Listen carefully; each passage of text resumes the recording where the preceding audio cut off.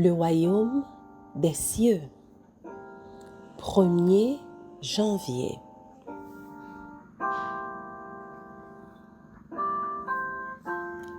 Jésus parcourait toute la Galilée, enseignant dans les synagogues, prêchant la bonne nouvelle du royaume. Matthieu 4, verset 23.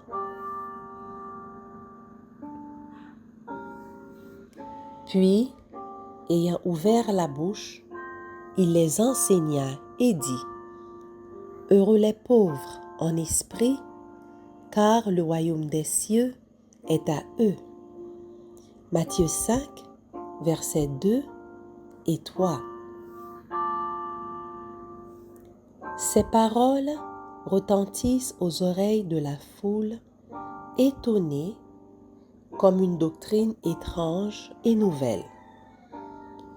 Un tel enseignement est nettement opposé à celui qu'ils ont reçu des sacrificateurs et des rabbins.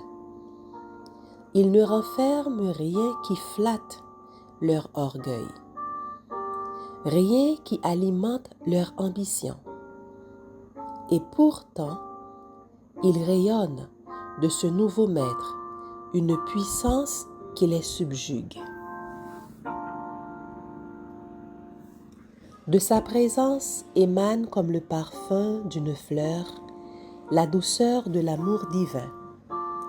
Dans la foule qui entourait Jésus se trouvaient des gens qui avaient conscience de leur dénuement spirituel. Se trouvaient aussi des prêtres qui, en présence de la pureté de Jésus,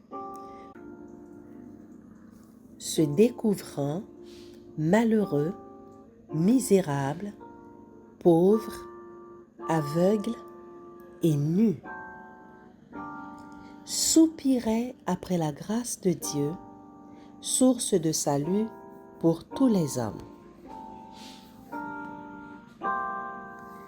Les paroles de Jésus ranimant l'espérance endormie dans ces âmes leur faisaient comprendre que Dieu leur offrait le bonheur. Parlant des pauvres en esprit, Jésus déclare que le royaume des cieux leur appartient.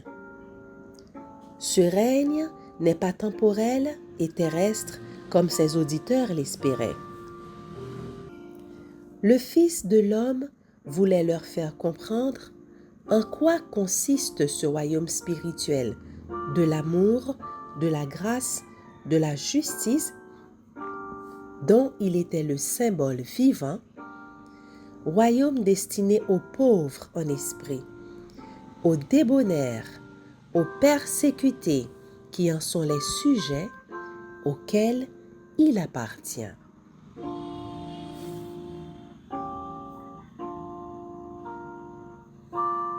Tous ceux qui sont conscients de leur profond dénuement spirituel trouveront justification et force en regardant à Jésus. Il nous invite à échanger notre misère contre les richesses de sa grâce.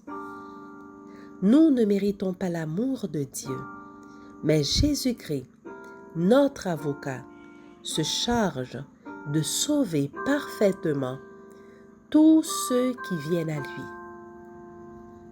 Si sombre qu'ait pu être notre passé, si décourageant que soit le présent, si nous nous approchons de Jésus tel que nous sommes, faibles, privés de soutien ou désespérés, le Sauveur compatissant viendra au-devant de nous. Il nous entourera de ses bras avec amour pour nous présenter au Père, revêtus de son propre caractère comme de vêtements éclatants. Amen. Puissance de la grâce.